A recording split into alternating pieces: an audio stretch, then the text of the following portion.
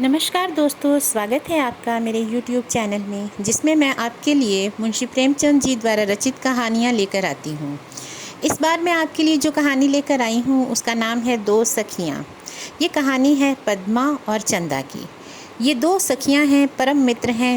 इनमें से एक सखी लखनऊ में रहती है और दूसरी गोरखपुर में, और दोनों ही पत्रों के माध्यम से आपस में अपने विचारों का आदान प्रदान करती हैं। दोनों की विचारधारा बिल्कुल अलग है। एक परंपरागत विचारधारा की है तो दूसरी आधुनिक विचारधारा की। तो दोनों के आपस में जीवन में होने वाली घटनाओं का एक दूसरे पर क्या असर होता है और वो किस तरह से अपने जीवन में सुख को प्राप्त करती हैं, इसी के बारे में है ये कहानी। तो आइए शुरू करते हैं। आज का पहला भाग है। ये कहानी पत्रों के माध्यम से चलती है। इस कहानी में जो पहला पत्र है वो लिखा है पद्मा ने अपनी सखी चंदा को। इसमें पद्मा अपनी सखी चंदा को कहती है, प्यारी बहन, जब से यहाँ आई हूँ तुम्हारी याद सताती रहती है। काश तुम कुछ दिनों के लिए यहाँ चली आती तो कितनी बहार रहती। मैं तुम्हें अपने विनोद से मिलाती। क्या ये संभव नहीं है? तुम्हारे माता पिता क्या तुम्हें इतनी आज़ादी भी न देंगे? मुझे तो आश्चर्य यही है कि बेड़ियाँ पहनकर तुम कैसे रह सकती हो। मैं तो इस तरह घंटे भर भी न रह सकती। ईश्वर को धन्यवाद देती हूँ कि मेरे पिताजी पुरानी लकीर पीटने वालों में से नहीं हैं। वह उन नवीन आदर्शों के भक्त हैं जिन्होंने नारी जीवन को स्वर्ग बना दिया है। नहीं तो मैं कहीं की न रहती। विनोद हाल ही में इंग्लैंड से डीफिल करके लौटी हैं और जीवन यात्रा आरंभ करने से पहले एक बार संसार यात्रा करना चाहते हैं।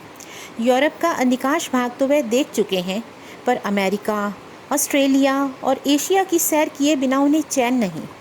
मध्य एशिया और चीन का तो वह विशेष रूप से अध्ययन करना चाहते हैं।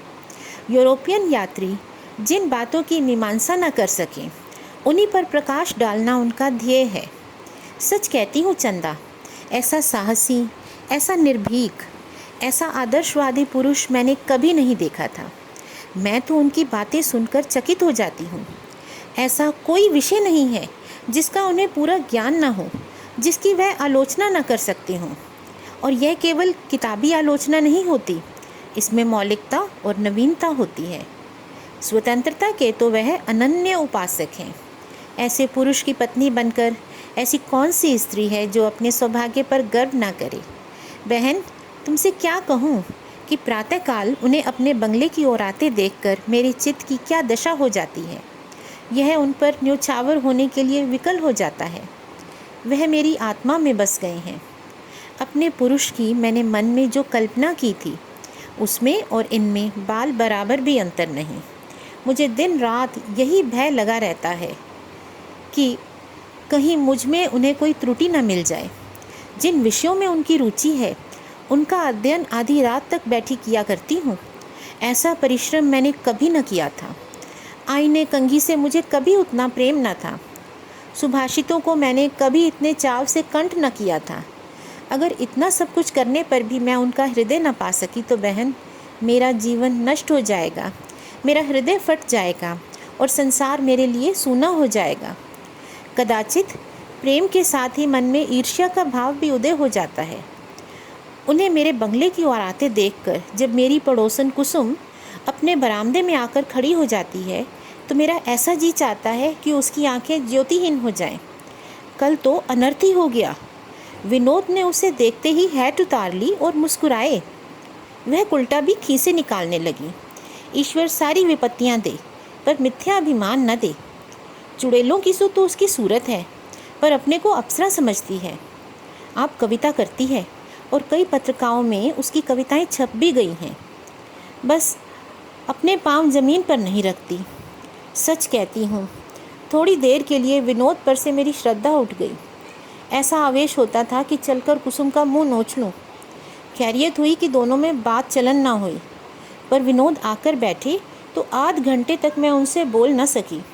जैसे उनके शब्दों में वह जादू ही ना था, वाणी में वह रस ही ना था। तब से अब तक मेरे चित्त की व्यग्रता शांत नहीं हुई। रात भर मुझे नींद नहीं आई। वही दृश्य आंखों के सामने बार बार आता था। कुसुम को लज्जित करने के कितने मंसूबे बांध चुकी हूँ।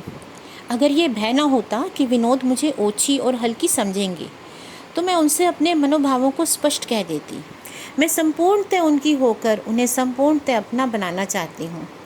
मुझे विश्वास है कि संसार का सबसे रूपवान युवक मेरे सामने आ जाए तो मैं उसे आंख उठाकर भी न देखूंगी। विनोद के मन में मेरे प्रति यह भाव क्यों नहीं है? चंदा, प्यारी बहन, एक सप्ताह के लिए आ जा। तुझसे मिलने के लिए मन अधीर हो रहा है। मुझे इस समय तेरी सलाह और सहानुभूति की बड़ी ज़रूरत है। यह मेरे जीवन का बहुत नाजुक समय है। इन्हीं 10-5 दिनों में या तो पारस हो जाऊंगी या मिट्टी। लो, 7 बज गए और अभी बाल तक नहीं बनाए। विनोद के आने का समय है। अब विदा होती हूँ। कहीं आज फिर अभागिनी कुसुम अपने बरामदे में ना आ खड़ी हो। अभी से दिल कांप रहा है। कल तो ये सोचकर मन को समझाया था कि यूँ ही सरल भाव से वह हंस पड़ी होगी, पर आज भी अगर वही दृश्य सामने आया तो उतनी आसानी से अपने मन को ना समझा सकूंगी। तो इस तरह से पद्मा ने अपने मन की बात अपनी सखी चंदा को बताई है। अब जब ये पत्र चंदा के पास पहुंचेगा तो वह इसके बारे में क्या विचार करेगी? क्या वो अपनी सखी को मिलने आएगी या उसकी अपनी भी कुछ इस तरह की कोई कहानी चल रही है? यह सब जानने के लिए ज़रूर देखिएगा इसी कहानी का दूसरा भाग। धन्यवाद। अगर आपको मेरी कहानियाँ पसंद आती हैं तो आप मेरे चैनल को लाइक, शेयर और सब्सक्राइब कर सकते हैं। ये कहानियाँ मेरी नहीं हैं, मुंशी प्रेमचंद जी की हैं। मैं सिर्फ उन्हें सुना रही हूँ, उन्हें आपको बताने का माध्यम हूँ। Thank you.